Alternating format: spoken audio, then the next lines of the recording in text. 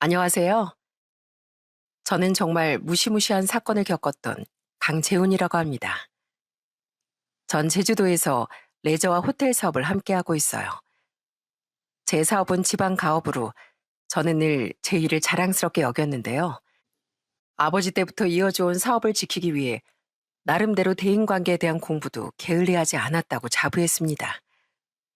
하지만 아직도 전 사람을 제대로 알기엔 인생 공부가 많이 부족했던 것 같아요. 언젠가 한번 저는 작정하고 제게 다가왔던 소름 돋는 인간을 미처 알아채지 못했었거든요. 그래도 다행히 전 한 귀인으로 인해 덫에 걸리기 직전 인생을 구해낼 수 있었답니다. 그 극적이었던 일에 대해 지금부터 말씀을 드려볼게요. 저희 아버진 가난했던 집에서 태어나 스스로 자수성가하신 분이었어요. 저희 집은 서울이었는데 아버진 작은 수입 사업을 하다 나중엔 부동산 투자에 눈을 돌리셨죠. 그러다 인맥을 통해 제주도의 숙박업을 시작하셨는데 그 숙박업이 꽤나 잘 돼 그 뒤엔 레저 사업까지 발을 넓히셨답니다. 아버진 점차 수익이 떨어져 가던 다른 사업과 부동산 투자는 적고 나중엔 아예 제주도 사업에만 올인하셨어요. 서울과 제주도를 오가면서요. 그런 아버지 덕분에 저와 여동생도 제주도와 서울을 자주 오가며 자랐죠. 그리고 경영학을 전공했던 전 자연스레 아버지의 사업을 돕다 나이 40엔 은퇴하신 아버지의 뒤를 이어 대표직을 맡게 됐고요. 의사였던 동생은 같은 의사던 매제를 만나 결혼했습니다. 저도 언젠간 좋은 여자를 만나 가정을 꾸리고 싶었는데요. 일과 사랑 둘 다 쟁취하긴 힘들더라고요. 아버지 사업을 배우며 사업을 물려받는데 몰두했던 전 자연스레 나이가 들며 결혼 시기를 놓치고 말았습니다. 그러다 전 나이 44세 한 여자를 소개받게 됐어요. 소개를 주선해준 사람은 아버지의 유일한 형제였던 고모의 딸인 제 사촌 누나였죠. 뭐? 9살이나 어리다고? 나이 차이가 너무 많이 나는데 좀 부담스러운 누나. 예, 그래봤자 그 애도 30대 중반인데 별로 어린 나이도 아니야. 그리고 먼저 걔한테 내가 얘기를 꺼내봤는데 걔는 너 만나보고 싶대. 한번 만나나 봐. 영선이 걔 내가 대학생 시절부터 알았는데 진짜 참하고 좋은 애야. 딱 네 이상형이라니까. 뭐 하는 사람인데? 부산에서 요트 사업하는데 너처럼 부모님 사업 물려받은 거래. 걔가 외동딸이거든. 비슷하게 레저 사업하지. 너 제주도에서 1년에 반 이상은 머무는데 부산이랑 제주도랑 거리도 가깝지. 집안 재력도 비슷하지. 얼마나 좋아. 근데 그렇게 어린 사람을 누난 어떻게 알게 됐어? 아, 나 네 전 매형 사업 때문에 30대 때 해외에서 좀 살았잖아. 그때 걔가 그쪽에서 대학을 다녔거든. 유학파야, 유학파. 그때 당시 근처 살던 한인들 중에 좀 사는 집 사람들끼리 교류하던 모임이 있었거든. 그땐 네 전 매형이 집안을 말아먹기 전이라 나도 나름 콧김 좀 뿜고 살았잖아. 그래서 거길 나가게 됐는데 거기서 만났지 뭐야. 나인 나보다 한참 어린데도 애가 하도 야무지고 착해서 한국에 들어와서도 종종 연락하고 지냈지. 어느 정도 나이가 들면 나인 숫자에 불과하더라고. 그러니까 분명 너하고도 대화가 잘 통할 거야. 누난 아주 적극적으로 제게 소개팅을 권하더군요. 누난 저보다 3살이 많았는데요. 원래는 고모부가 작게 사업을 하신 덕에 집이 잘 사는 편이었습니다. 누난 좀 가난한 집 장남이던 매형과 결혼했는데 고모와 고모부는 지인과 함께 사업을 시작하고 싶다던 매형을 전폭적으로 지지도 해주었죠. 아마 누나가 외동이었기에 더더욱 매형을 아들처럼 여기고 잘해주셨던 것 같아요. 누나 매형의 사업 때문에 그 지인이 있다던 해외에 나가 살게 됐습니다. 누난 바로 거기서 제게 소개시켜주고 싶다던 여자를 만났다고 말했던 거죠. 그렇게 누나가 쭉 잘 살았으면 좋았겠지만 고모네 집은 점차 내리막길을 걷게 됐어요. 고모부가 큰 사기를 당하며 고모부의 사업은 하루아침에 망하고 말았거든요. 고모부는 그 충격으로 해서는 안 됐던 나쁜 선택을 스스로 하셨고, 고모는 그런 고모부를 보내고 뭔가 마음의 병을 얻으셨답니다. 당분간 윤정이 우리 집에서 지낼 거니까 그렇게들 알아. 불행은 그게 끝이 아니었어요. 고모는 고모부가 떠나신 이듬해 시름시름 앓다 고모부의 뒤를 따라가셨습니다. 하지만 누나에겐 쉬지 않고 계속 불행이 닥쳐왔어요. 매형이 사업을 쫄딱 말아먹으며 누나의 형편마저도 완전히 주저앉았던 거죠. 결국 누난 매형과 박터지게 다투다 이혼을 하고 한국으로 들어왔습니다. 누나의 불임 문제로 두 사람 사이에 아이가 없던 것이 그나마 다행이었다고 하더라고요. 이제 누나의 유일한 기댈 곳은 저희 가족뿐이었기에 아버진 모든 걸 잃은 누나를 집으로 데려오셨어요. 누나, 이번에 나 제주도 내려갈 때 같이 가서 바람 좀 쐬고 올래? 언니, 언니 전시회 좋아하지? 이번에 재밌는 전시회 한다는데 나랑 같이 다녀오자. 근사한 브런치도 먹고. 저희 가족은 힘든 일을 너무도 많이 겪었던 누나를 위로하기 위해 최선을 다했습니다. 아버진 수중에 남은 돈이 거의 없던 누나를 위해 사고 싶은 거 먹고 싶은 거 모두 마음껏 사라며 카드를 건네주셨어요. 어머닌 집안일이라도 돕겠다던 누나를 한사코 말리며 정말 어린아이 돌보듯 누나를 돌봐주셨죠. 저와 동생도 최대한 시간을 내 누나와 대화를 나누고 누나와 이것저것 돌아다니기 위해 노력했습니다. 감사해요, 외삼촌. 제가 언젠간 빌려주신 돈 꼭 갚을게요. 아, 설아. 그 돈을 빌려준 게 아니고 그냥 준 거야. 네가 혼자 살아갈 기반을 마련해줘야 나도 하늘에 간 우리 누님 얼굴을 볼 면목이 생길 거 아니냐. 힘내서 살아. 알았지? 무슨 일 있으면 이 외삼촌이나 재훈이한테 연락하고. 늘 풀이 죽어있던 누난 그래도 점차 기운을 내더라고요.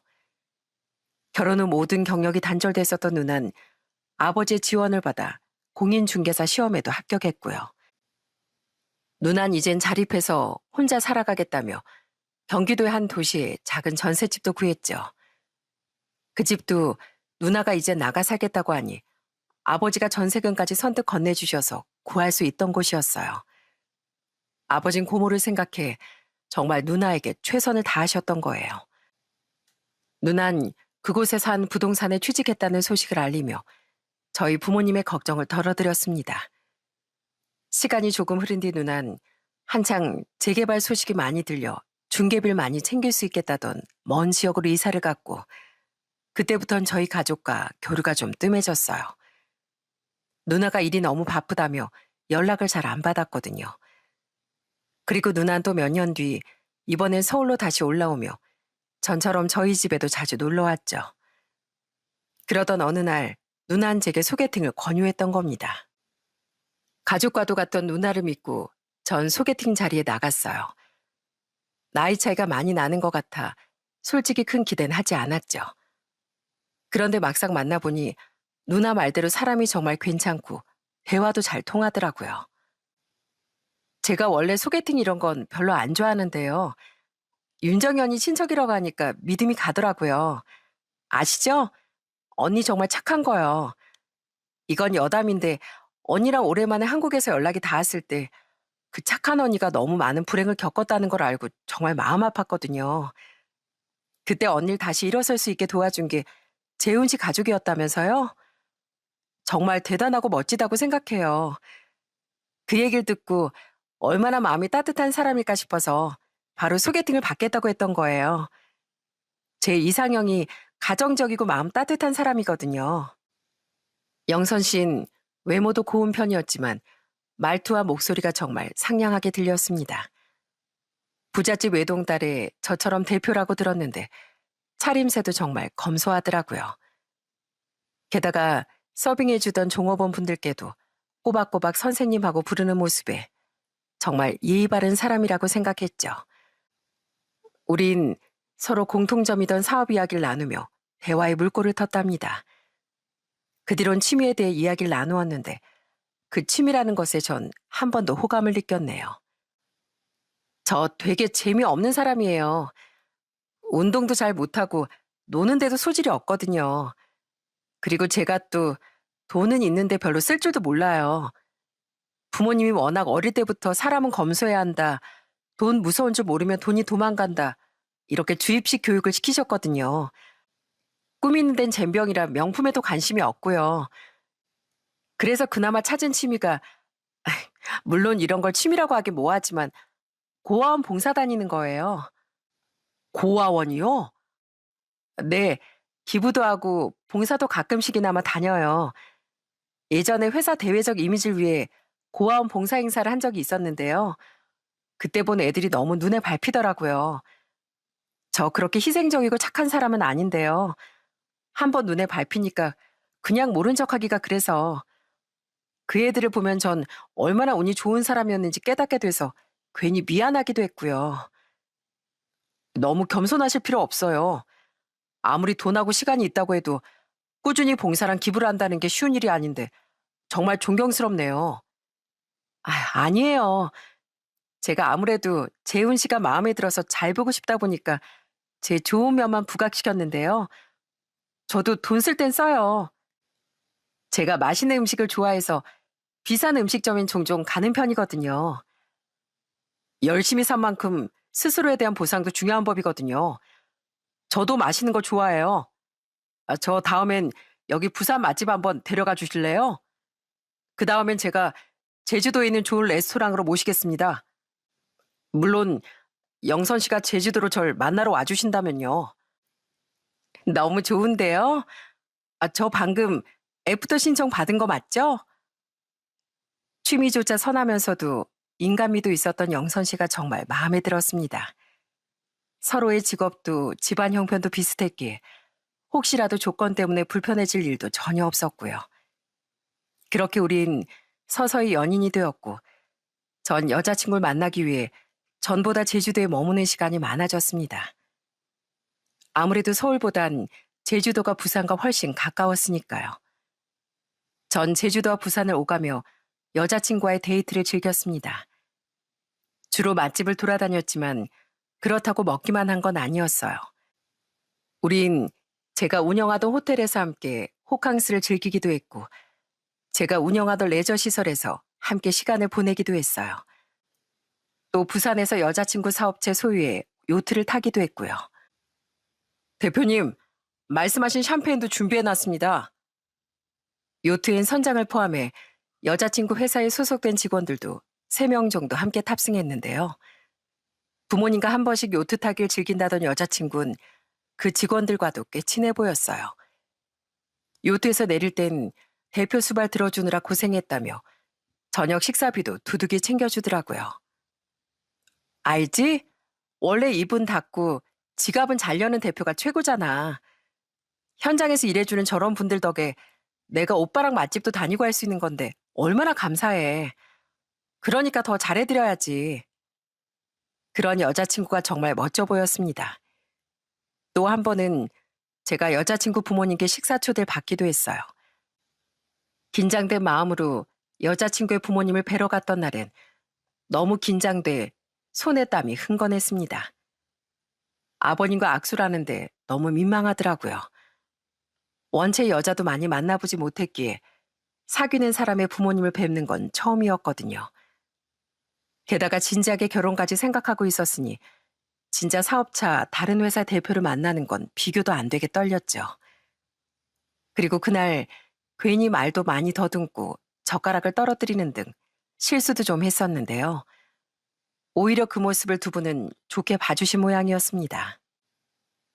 그렇게 긴장한 걸 보니 우리 딸을 정말 많이 좋아하는 모양일세. 오히려 마음에 들어. 내 딸을 얼마나 소중히 여기는지 알 것 같네. 앞으로도 우리 영선이한테 잘해주게. 둘 다 나이가 있으니 슬슬 식장도 잡아야 되지 않겠나. 이건 완전 미리 결혼부터 허락해 주신 거 아닙니까? 정말 뛸 듯이 기쁘더라고요. 그리고 그 뒤 여자친구는 자연스럽게 저희 부모님께도 인사를 드리고 싶어 했어요. 나도 오빠 부모님 뵙고 싶은데 그래도 될까? 나야 너무 고맙지만 그럼 완전히 나한테 코 깰 텐데. 우리 아빠 말씀 저번에 못 들었어? 슬슬 식장 잡으시라잖아. 나 빨리 오빠네 집안 며느리 되고 싶어서 인사 가겠다는 건데? 나 행복하게 해줄 거지? 평소에도 자연스럽게 함께하는 미래에 대한 이야기를 나눴던 우린 그렇게 자연스레 결혼까지 약속했습니다. 만난 지 1년 만의 일이었죠. 정말 너무 기쁘더라고요. 그리고 결혼을 약속한 여자친구를 소개시키고 싶다던 노총각 아들의 말을 듣고 부모님은 아주 한호성까지 실으며 환영하셨어요. 부모님은 부산에서 서울까지 인사로 온 여자친구를 위해 상다리가 휘어지도록 진수성찬을 차려주셨고요.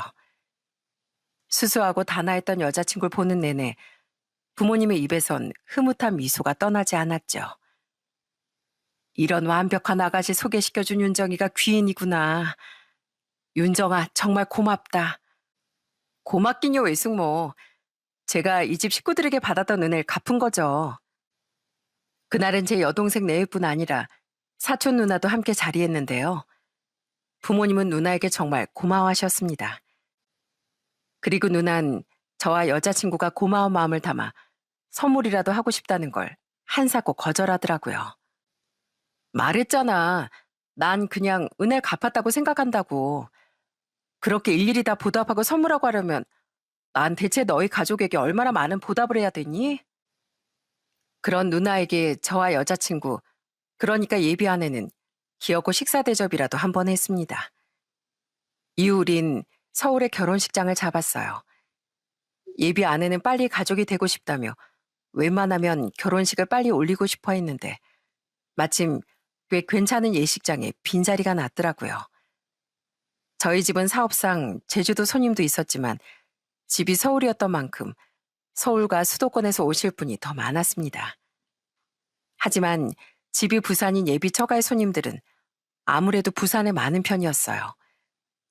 그래서 결혼식장 위치를 고민했었는데 예비 처가에서 선뜻 양보를 해주시더라고요. 저희도 서울에서 오실 분들이 있긴 하니 서울에 사는 걸로 하시지요. 애들이 신혼집은 제주도에 구하기로 했다고 하니 그게 공평하지 않겠습니까? 저흰 괜찮습니다. 감사합니다. 대신 멀리서 오는 저희 손님들에게 그럴 예정이듯 사돈댁 손님들께도 저희 쪽에서 교통비를 전부 지원하겠습니다. 상견례 자리에서 예비 장인은 정중하게 양보 의사를 밝히셨어요. 그렇게 예식장도 잡고 제주도에 신혼집도 구하며 우린 행복한 결혼 준비를 이어갔죠. 그리고 예비 아내는 자신의 가장 친한 친구에게 축가를 부탁했어요. 축가? 나 노래 잘 못하는데. 야, 그래도 네가 해줘. 내 제일 친한 친구가 넌데 너 아니면 내가 누구한테 부탁하니? 예비 아내에겐 서연수라는 절친한 친구가 있었습니다. 전 예비 아내에게 일찌감치 연수 씨를 소개받았었어요. 연수 씨는 부산에서 평범하게 직장을 다니고 있었는데 어릴 적부터 집안끼리도 아는 사이였다고 하더라고요. 우린 초중고도 다 같이 나왔어. 내가 대학은 유학을 가면서 좀 떨어져 있긴 했는데 그래도 연락만은 정말 자주 주고받았거든. 연수만큼 날 잘하는 사람은 이 세상에 없을걸? 그러니까 앞으로 우리 연수한텐 질투나도 좀 참아. 알았지? 처음 연수 씨와 만났던 날 예비 아내는 연수 씨에 대한 칭찬을 늘어놨습니다. 착하고 정직하고 늘 자신을 위해주는 친구라면서요. 그래서 그 뒤 전 연수 씨를 한 번씩 만날 때마다 예비 아내의 남자친구이자 인생 선배로서 조언도 많이 해주고 잘해주려고 노력했습니다. 연수 씨, 이번에 서울 출장 간다고 했죠? 제가 날짜에 맞춰 좋은 호텔 예약해 드릴 테니까 거기서 편하게 지내세요. 서울에서 만날 친구 있으면 그 친구랑 맛있는 저녁도 드실 수 있게 제가 맛집도 예약해 드릴게요. 네? 아유, 아니에요. 괜찮아요. 에이, 저도 괜찮습니다. 우리 영선이 제일 친한 친구인데 제가 그 정도 대접도 못하겠어요? 거절하시면 저 서운합니다. 매번 정말 죄송해요, 재훈 씨. 네? 아, 죄송하긴요. 왜 항상 죄송하단 말을 하세요? 아, 그냥 재훈 씨가 매번 밥 사주고 술 사주고 다 해주시고 너무 잘해주시니까요. 전 지갑도 못 열게 하시면서. 연수신 그런 제게 늘 고맙고 죄송하다는 말을 하더라고요. 굉장히 머뭇대면서요. 예비 아내처럼 착해서 제게 대접받는 게 미안한가 보다 싶더라고요. 그렇게 시간이 흘러 대망의 결혼식 날이 됐습니다. 저는 식장 입구 앞에 서서 하객분들께 인사하기 바빴어요. 생각보다 예비 처가족 하객은 그렇게 많지 않았는데 저희 쪽 손님들이 정말 많이 오셨거든요. 야, 재훈이 너 이 녀석 드디어 장가 가는구나. 나 기억나지? 네 아버지 친구 순영이 아저씨. 아, 그럼요, 기억하죠. 아저씨는 여전히 정정하시네요. 아직 60대라고 하셔도 믿겠어요. 와주셔서 정말 감사합니다. 그렇게 하객분들께 인사를 드리던 전 예비 아내가 있던 신부 대기실로 향했습니다. 그냥 예비 아내가 하객들을 잘 맞이하고 있는지 목이라도 마르진 않은지 싶어서요. 실은 그냥 웨딩드레스를 입은 예비 아내의 모습을 한 번 더 보고 싶어서였죠. 단단히 콩깍지가 씌었던 때라 드레스를 입은 모습이 너무 예뻤거든요. 어? 누나, 마침 와 있었네. 연수 씨도 여기 있었네요. 둘 다 방금 왔어. 연수 너도 참 축가 불러주래가 이렇게 늦게 오면 어떡하니. 미안해. 어제 미리 서울에 와 있었는데 생각보다 차가 너무 막히지 뭐야. 아무튼 그래도 늦지 않게 와줘서 고마워. 마침 잘 됐다. 둘이 인사시켜 줄게. 언니, 얜 저랑 제일 친한 친구 연수예요. 제가 몇 번 말했었죠? 연수야, 여긴 윤정이 언니라고. 내가 말했던 그 언니. 왜 재훈이 오빠랑 나랑 이어줬다던 은인. 그곳에 마침 연수 씨와 사촌 누나가 도착해 있더군요. 예비 아내 마침 잘 됐다며 두 사람을 인사시켰습니다. 누나는 아주 반갑게 연수 씨에게 인사했어요. 그런데 왜인지 연수 씨의 표정은 굉장히 어두워 보이더라고요. 그때 몰랐습니다. 대체 왜 연수 씨의 표정이 그랬는지요. 그리고 바로 얼마 뒤 저는 그 끔찍한 이유와 정면으로 마주하게 됐죠. 자, 이번엔 결혼식의 진정한 주인공이죠? 신부 입장이 있겠습니다. 하객 여러분들은 모두 박수로 신부를 맞이해 주십시오. 예비 아내보다 먼저 결혼식장에 입장했던 전 떨리는 마음으로 예비 아내가 버진 로드를 행진하는 모습을 지켜봤습니다. 장인의 손을 잡고서요. 제게 한 걸음 한 걸음 다가오는 그 걸음만큼 제 떨림과 행복도 커져갔죠. 그토록 오래 혼자였던 시간을 지나 드디어 제가 한 가정의 가장이 되다니 정말 꿈만 같더라고요. 하지만 그랬던 제 행복은 순식간에 산산조각이 나고 말았습니다. 다들 잠시 움직이지 마십시오. 경찰입니다.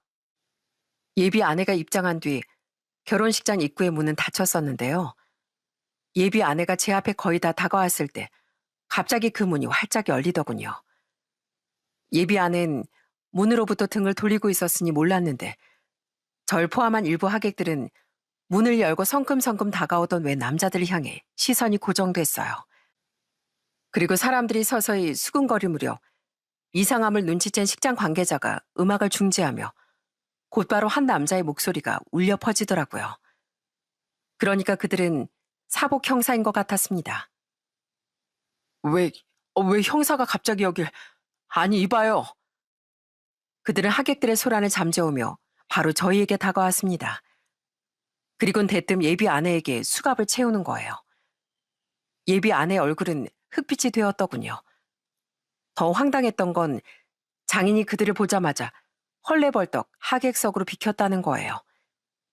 그들에게 따지고 들었던 게 아니라요. 그리고 이어진 형사의 말에 저와 결혼식장 안의 모든 사람들은 발칵 뒤집히고 말았습니다. 박현아 씨 맞습니까? 박현아 씨 당신을 사기 혐의로 체포합니다. 저 그런 사람 아니에요. 전 김영선이라고요. 사람 잘못 봤어요. 빨리 이거 풀어요. 위조 신분증을 사용해 김영선이란 가명으로 활동한 사실 이미 수사로 확인됐습니다. 지명 수배자인 당신이 도주할 우려가 있어 긴급 체포하겠습니다. 서로 가서 얘기하시죠. 이거 나요. 놓으라고. 진짜 다 된 밥인데 어떻게 하고 들이닥친 거야? 지명 수배자? 저기요. 잠시만요. 정말로 이 사람 이름이 박현아인가요? 뭔가 잘못하고 오신 거 아니세요? 이게 대체 무슨 일인지 설명 좀 해주세요. 그들은 예비 아내 이름을 김영선이 아닌 박현아라고 부르며 심지어 지명 수배자라는 말을 하더라고요. 머리를 망치로 한 대 맞은 것 같았습니다. 사람들은 소스라치게 놀라며 웅성거렸어요. 도저히 믿을 수 없었지만 험상궂게 표정을 일그러뜨리던 예비 아내의 다 된 밥이라는 말을 들으니 진짜 뭔가 있다 싶더라고요. 영문을 몰랐던 전 다급히 형사 한 명을 붙잡고 물었습니다. 그리고 그 형사는 예비 아내가 사기꾼이었다는 절망적인 사실을 제게 확인시켜 주더군요. 박현아 씨는 사기 혐의로 지명수배 중인 피의자입니다. 그리고 선생님께서도 피해를 입고 계신 걸로 보이니 잠시 피해자 신분으로 동행해 주시면 감사하겠습니다. 피해자라고요? 제가요? 말도 안 돼. 어떻게 이런 일이... 형사는 저 또한 사기 피해자라며 동행을 요구하더군요. 정말 얼이 빠졌습니다. 그리고 그 순간 옆에서도 엄청난 발언이 들려왔어요. 잠시만요. 저 사람도 공범이에요. 박윤정 저 여자요. 저 사람이랑 현아째랑 처음부터 작당 모의에서 저 남자 재산을 노린 거예요. 그리고 저 여자도 교도소까지 다녀온 전과자예요. 폭탄 발언을 던진 사람은 바로 연수 씨였습니다. 연수 씨는 얼굴이 하얗게 질려있던 사촌 눈을 손가락으로 가리키고 있었어요. 그토록 믿었던 예비 아내가 사기꾼이었다는 것도 믿기지 않는데 누나마저 공범이었다니 엄청난 충격이었죠. 하지만 누나가 공범이라는 말을 들으니 어지러웠던 머릿속 퍼즐이 맞춰지긴 하더라고요. 그리고 순식간에 모든 사람의 시선을 받은 누난 바로 도주를 시도했습니다. 아! 이거 나요 외삼촌. 놓으라고요. 하지만 누난 저보다 더 경악하고 있던 저희 부모님 손에 곧장 붙잡히고 말았어요. 아버진 충격이 가시지 않은 표정으로 눈물을 흘리며 누나를 향해 소리쳤죠. 윤정이 너 정말 네가 이 일에 관련되어 있는 거야? 이게 대체 무슨... 우선 놓고 얘기하라고요 좀. 아! 발악하기 바빴던 누난 아버지의 손등까지 꽉 꿰물고 다시 도망치려고 하더군요. 그 모습 자체가 누나가 죄를 저질렀다는 증거 아니겠습니까? 그런 누난 얼마 못 가 식장 문 앞을 지키고 있던 다른 경찰의 손에 붙잡히고 말았죠. 난 아무것도 모른다고요. 나도 저 여자가 사기꾼인 거 몰랐다니까요. 박윤정 씨, 지금 공범으로 지목된 데다 도주 시도까지 하셨습니다. 현행범으로 체포합니다. 서로 가서 조사 임해 주셔야겠어요. 결국 누난 공범으로 의심되어 현행범으로 체포되었어요. 그때 만약 누나가 도주를 시도하지 않았더라면 단순한 임의 동행이 될 수도 있었다더군요. 누난 도주를 시도함으로써 자신의 죄를 인정했던, 그러니까 자기 발로 자기 무덤을 팠던 겁니다. 그리고 마지막으로 형사는 연수 씨에게도 동행을 요청했어요. 박윤정 씨에 대해 말씀해 주신 내용이 굉장히 중요합니다. 경찰서로 함께 가셔서 진술해 주실 수 있겠습니까? 네, 그럴게요. 야, 서연수, 설마 너야? 네가 나 신고한 거야? 아니지? 아니라고 해, 빨리. 네가 나한테 그러면 안 되는 거잖아. 그때 예비 아내는 뒤를 돌아보며 연수 씨에게 악을 쓰더라고요. 엄청난 배신감이 서린 얼굴로요. 그리고 연수 씨 입에선 정말 충격적인 대답이 흘러나왔죠. 나 맞아. 내가 너 신고했어. 더는 네가 또 죄를 저지르는 꼴을 두고만 볼 수 없었어. 야, 네가 어떻게... 내가 유일하게 믿는 사람은 너 하나인데 네가 어떻게 나한테 그럴 수가 있어? 예비 아내를 신고했던 건 바로 연수 씨였던 겁니다. 대체 상황이 어떻게 돌아가고 있는 건지 머리가 어지럽더라고요. 형사들은 우선 발악하던 예비 아내와 누나를 끌고 나갔어요.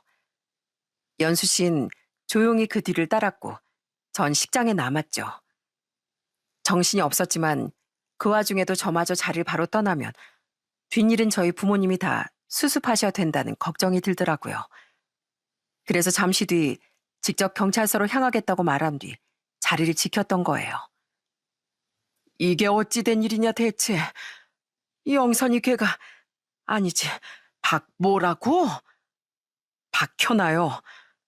그래 박현아 걔가 사기꾼이었다고? 아이고 조상님. 아니 걔 부모는 대체 어디 갔어? 설마 그 인간들도 다 사기꾼이었던 거야? 부모님은 뒷목을 잡고 쓰러지기 일보 직전이었습니다. 동생과 매제가 그런 두 분을 부축하고 있었고요. 아버지 말을 듣고 황급히 장인 장모였던 사람들을 찾아보니 이미 그들은 사라지고 없더라고요. 그리고 전 똑똑히 들었습니다. 예비 아내 쪽 하객들이 웅성거리던 소리를요. 이게 뭐예요 대체? 우리 하객 알바한 거 일당은 받을 수 있는 거예요? 그러게요. 근데 다른 사람들도 다 알바인가 봐요. 다들 일단 걱정하고 있는 것 같은데요. 우리 똥 밟은 것 같아요. 그러니까 예비 아내족 하객은 모두 하객 알바였던 겁니다. 물론 모두인지 일부인지 모르겠지만 사기꾼들이 뭐 진짜 지인을 불렀겠습니까? 정말 갈수록 충격과 동시에 배신감이 치밀어 올랐죠. 전 우선 먼 길을 와주신 하객분들께 일일이 죄송하다는 말과 함께 허리 숙여 사과를 드렸습니다. 대부분 저와 저희 부모님을 위로해 주셨지만 그럴수록 저희 가족과전 차마 고개를 못 들었습니다. 망신도 이런 망신이 없었으니까요. 그렇게 식장을 잘 정리한 뒤 전 경찰서에 가서 진술을 마쳤답니다. 그때 알게 된 사실인데 예비 아내가 무려 정가 사범이었다고 하더라고요. 박현아 씨는 그동안 똑같은 수법으로 사기를 쳐서 남자들 돈을 갈취한 무서운 여자예요. 이번엔 요트 사업을 한다고 했다고요? 어쩜 그렇게 레파토리도 비슷한지. 전에도 요트 사업을 한다고도 하고 또 골프 사업을 한다고도 했었다네요. 또 한 번 뭐라더라? 아, 자기가 중견교 회장 딸이라고도 했대요. 공통점은 박현아 그 여자가 자길 부잣집 외동딸이라고 말하고 다녔다는 거고요.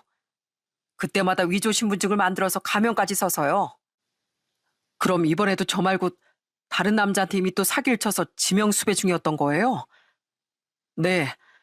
마지막으로 교도소에서 나온 뒤로 무슨 요식업 사업을 크게 하던 남자한테 접근해서 돈을 뜯어냈나 봐요. 임신을 했다고 했다나?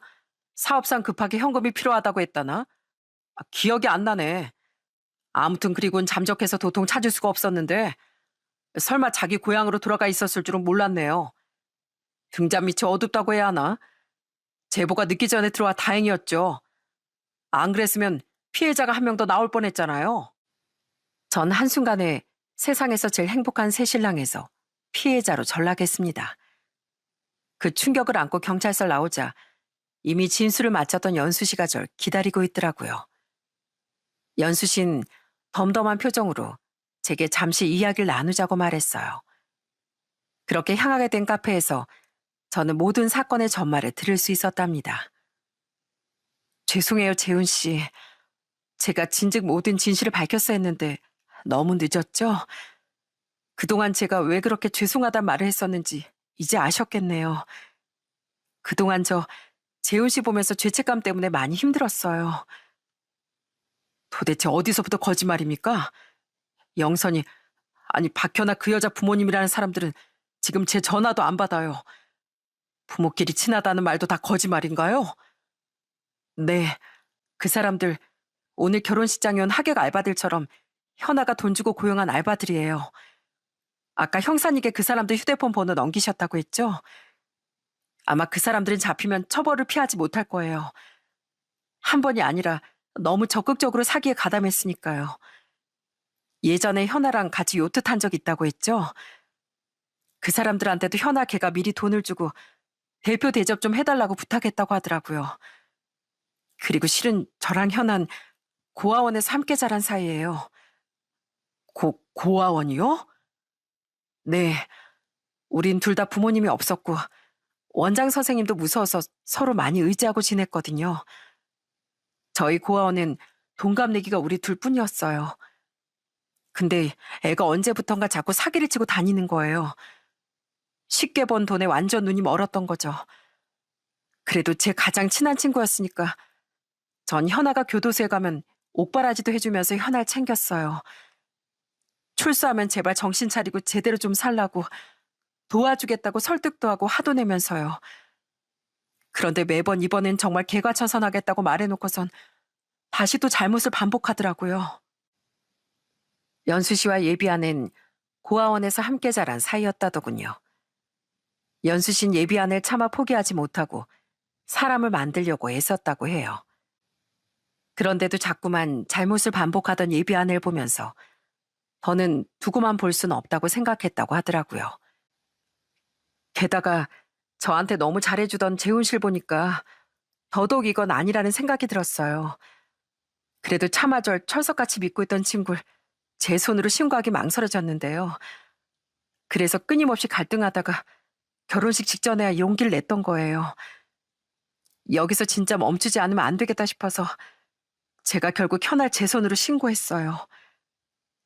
예비 아내는, 아니 절 속이려 들었던 그 여잔 결국 자신이 유일하게 믿고 의지하던 친구에게 뒤통수를 맞은 거더군요. 그리고 연수 씨는 저와 저희 가족이 미처 몰랐던 사촌 누나의 실체도 말해주었어요. 재훈 씨 사촌 누나랑 현아 교도소에서 만난 사이래요. 교도소요? 네, 모르셨죠? 박윤정 그 여자 부동산 투자 사기로 고소당해서 몇 개월 정도 실형을 살았거든요. 그때 둘이 같은 감방을 쓰면서 친해졌나 보더라고요. 나가서도 연락하고 만날 정도로요. 근데 어느 날엔 그 여자가 현아한테 자기 사촌 동생 좀 꼬셔서 같이 재산을 뜯어내자고 했대요. 그게 바로 재훈 씨였던 거예요. 재훈 씨, 그 사람이 요구하던 돈 안 빌려준 적 있죠? 그걸로 앙심을 품었었대요. 기가 막혔습니다. 그러니까 연수 씨 말에 의하면 누난 재개발 이슈를 듣고 지방으로 내려갔던 게 아니라 한 사기꾼 무리와 작당을 하고 부동산 사기를 치러 떠났던 거더군요. 그때부터 나쁜 길로 접어들기 시작한 거죠. 하지만 덜미가 잡혀 실형을 받았고 그때가 바로 저희 가족과 연락이 가장 뜸해진 시기였던 거예요. 그리고 출소한 뒤 누난 서울로 돌아와 유부남들을 등쳐먹으며 살았다고 하더군요. 다시 부동산에 취직한 게 아니었다고요? 네, 분명히 현아가 그랬어요. 그 사람 유부남들 꼬셔서 만나고 증거를 남겨서 집에 알리겠다고 으름장을 놓은 뒤에 돈을 갈취했다고요. 그리고 그 돈으로 뭔지 모르겠는데 무슨 불법 사업을 벌였다나 봐요. 근데 그게 매번 적자만 나니까 재훈 씨한테 손을 벌렸다고 해요. 맞나요? 저한테 돈을 빌렸던 거 맞아요. 합해서 한 6천만 원 정도요. 무슨 좋은 땅이 있는데 투자하려니까 돈이 모자란다고 좀 도와달라고 해서 빌려줬는데 돈을 갚진 않고 갈수록 더 돈을 부탁하더라고요. 가까운 사이였으니까 이유를 의심하진 않았는데 그때부터 돈 거래는 하지 않겠다고 못을 박았거든요. 전처럼 누나가 당장 도움이 필요한 상황도 아닌데 갚지도 못할 돈을 계속 빌리고 빌려주는 건 옳지 못하다고 생각했거든요. 그때 누난 저한테 자기가 생각이 짧았다고 미안하다고 말했었는데 그걸로 앙심을 품었었다고요? 네, 그랬대요. 결국 그 사업은 망하게 됐는데 그 원망의 화살을 재훈 씨한테 돌렸던 것 같아요. 그래서 현아를 꼬셔서 재훈 씨네 집 재산을 잔뜩 빼돌릴 계획을 세웠던 거예요. 어떻게 누나가 우리 가족이 자기한테 얼마나 잘해줬는데. 누나의 엄청난 실체에 억장이 무너지더군요. 박현아 그 여자에게보다 누나에 대한 배신감이 더 컸습니다. 그리고 큰 충격을 받았던 제게 연수신 울먹이며 사과했어요. 죄송해요, 재훈 씨. 다 제가 미리 진실을 알렸으면 일을 이렇게 크게 만들진 않았을 수도 있는데 일찍 진실을 알리지도 못하고 가장 친한 친구를 제 손으로 신고하는 배신까지 저지르고 전 정말 최악이에요. 아니에요, 연수 씨. 그런 말 하지 마세요. 연수 씨 덕에 제 인생을 구할 수 있었던 거예요. 그리고 연수 씨는 절대 배신자가 아니에요. 오히려 유일하게 그 여자를 위해준 진짜 친구라고요. 무작정 감싸기만 하는 게 아니라 때론 냉정한 선택을 내리는 게 정답일 때도 있어요. 그러니까 자책하지 마세요. 이유 전 지명 수배범이었기에 바로 구치소에 수감됐던 전 예비안을 면회하러 갔습니다. 그때 그 여잔 제게 가증스러운 눈물을 보이더군요. 오빠, 만나러 와줬구나. 고마워, 오빠. 오빠가 나 사기로 고소한 그 자식 만나서 설득 좀 해주면 안 돼? 나 그놈한테 뜯어낸 돈 벌써 다 써서 돌려주지도 못한단 말이야. 그러니까 오빠가 돈 좀 지어주면서 설득 좀 해주라. 어? 사무소 위조 같은 것 때문에 완전히 풀려나지 못해도 그놈이 합의해주면 적어도 감형은 될 수 있을 거야. 잘만 하면 집행유예라도. 내가 미쳤냐? 나한테 사기치러 가 널 돕게. 오빠, 그건 내가 정말 미안해. 근데 시작은 윤정이 언니가 먼저 한 거야. 그리고 나 오빠한테 진심이었어. 비록 시작은 잘못됐지만 오빠한텐 자꾸만 마음이 생기더라고. 오빠, 혹시 연수 그 망할 기집애한테 들었어? 나 사실 고아원 출신이야.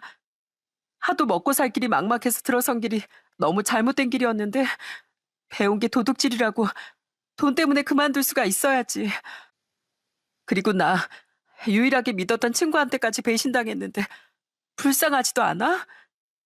제발 나 한 번만 용서해주라. 어?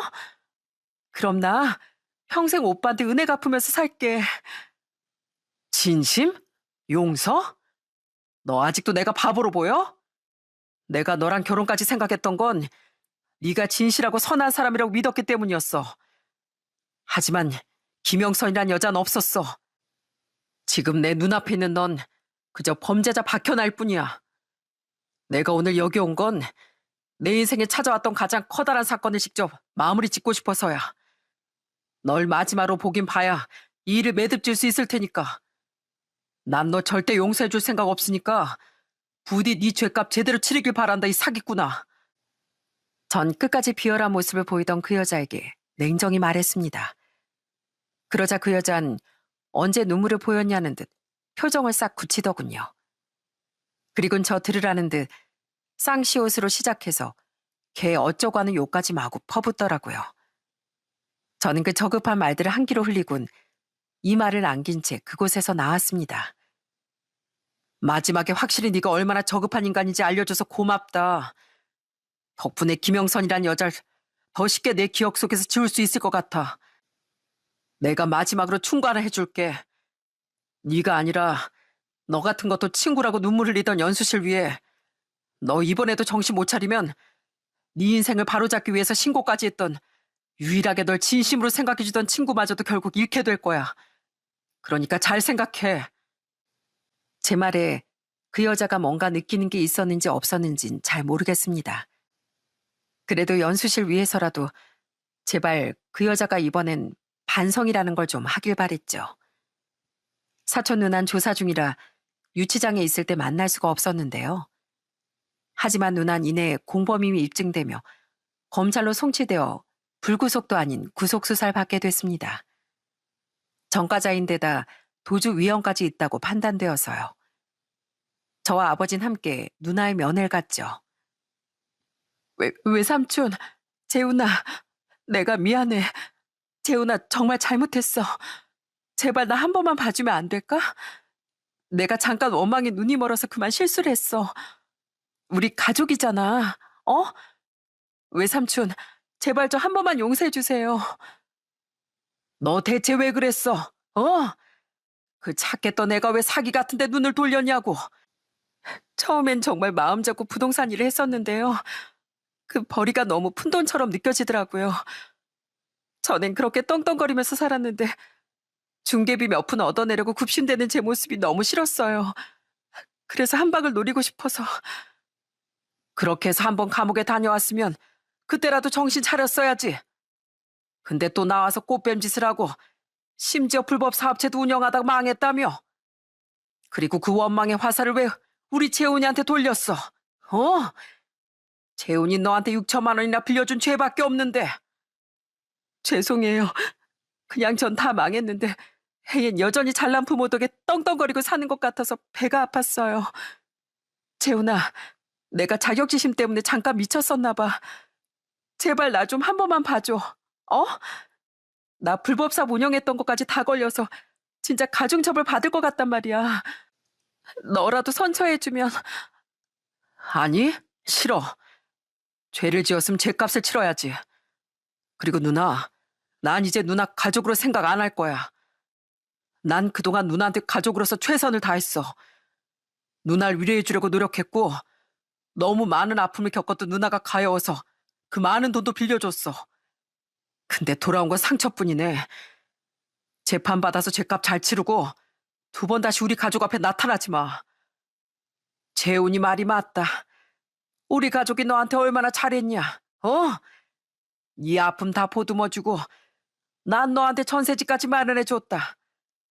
보나마나 그 돈도 다 날려먹었겠지만 하늘에 계신 우리 누님께 미안하지만 난 내 아들 인생을 작정하고 망치려 들었던 널 2번 다시 볼 생각도 용서할 생각도 없다. 그러니 재훈이 말대로 2번 다시 우리 앞에 나타나지 마. 재훈아, 외삼촌, 제발 이렇게 가지 마세요. 저와 아버진 누나에게 울분을 토해낸 뒤 인연을 정리했습니다. 그렇게 인생을 사기당할 뻔했던 전 연수 씨의 도움으로 인해 극적으로 그 함정에서 빠져나올 수 있었죠. 이후 전 연수 씨에게 살해라도 하려고 했는데 연수 씨는 단호하게 거절하더라고요. 아무리 현할 위한 일이었다고 해도 친구를 팔아먹은 대가 받을 순 없어요. 제 마음 더는 무겁게 만들지 말아주세요. 그동안 정말 죄송했습니다. 부디 앞으로는 현아처럼 나쁜 여자랑 엮이지 말고 꼭 행복하게 사세요. 재훈 씨는 충분히 그럴 자격 있어요. 연수 씨도 꼭 행복해지세요. 그 여자 말고 좋은 친구도 꼭 사귀시고요. 정말 고마웠습니다. 그렇게 전 연수 씨와 마지막 인사를 나눴습니다. 이후 누나와 그 여잔 모두 당연히 실형을 받았죠. 전과가 너무 많던 그 여자도 불법 사업체 운영까지 걸렸던 누나도 모두 짧지 않은 형량을 살게 됐고요. 또 가짜 장인 장모도 법적 처벌을 피할 수는 없었다고 하더라고요.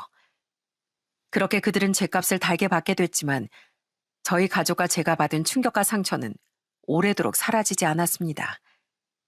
시간이 조금 흐른 지금 여전히 그들은 교도소에서 복역 중이에요. 그리고 전 원래 신혼집으로 쓰려고 했던 제주도의 집은 전세를 주고 여전히 부모님과 함께 살고 있답니다. 그냥 이미 마련한 집이니 제주도에 가서 살까도 싶었는데 부모님이 걱정되더군요. 믿었던 누나에 대한 배신감으로 저희 어머니는 한땐 몸져 눕기까지 하셨거든요. 아무리 동생 내외가 근처에 산다곤 해도 제가 부모님 곁에서 챙겨드리고 싶었죠. 미안하다. 상처를 받아도 네가 가장 많이 받았을 텐데 네가 우릴 더 챙기고 있구나. 전 괜찮아요. 언제까지 과거에 매여 있을 수도 없잖아요. 잊으려고 노력하다 보니까 또 잊혀지더라고요. 그러니 제 걱정은 하지 마세요. 사실 부모님께 괜찮다고 했던 말은 거짓말입니다. 너무 엄청난 사건이었던지라 아직 저도 마음이 온전히 회복되지 못했어요. 솔직히 사람에 대한 불신도 생겨 사람을 잘 믿지도 못하겠더라고요. 그래도 전 앞으로 부모님을 잘 모시며 시간이 약이라는 말에 기대어 살아보려고 합니다. 10년이면 강산도 변하듯 제 상처도 부모님과 동생의 상처도 언젠간 희미해지겠죠. 그때까지 전 묵묵히 기다려보려고 해요. 그러다 보면 언젠간 모든 상처가 아물고 좋은 일도 생기리라고 믿으면서요. 여러분, 저는 사연을 마무리하기 전에 제 인생을 망치려 들었던 두 여자와 같은 사람들에게 한마디 남기고 싶습니다. 남에게 죄를 저질러 놓고 죄값은 피하려 뻔뻔하게 그지없이 용서를 구하는 이들에게 말이죠. 남의 눈에 피눈물을 흘리게 한 대가는 오로지 처절한 응징뿐입니다. 응징이 두려워서라도 다시는 죄를 짓지 못하도록 바로 처벌이라는 게 존재하는 거고요. 죄값을 치르기 싫다면 애초에 죄를 짓지 말아야 하고 또 죄를 지었다면 그 대가를 달게 받는 수밖에 없겠죠.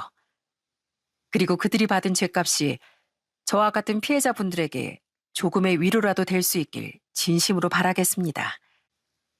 그럼 전 이만 여기서 사연을 마쳐볼게요. 들어주셔서 정말 감사합니다.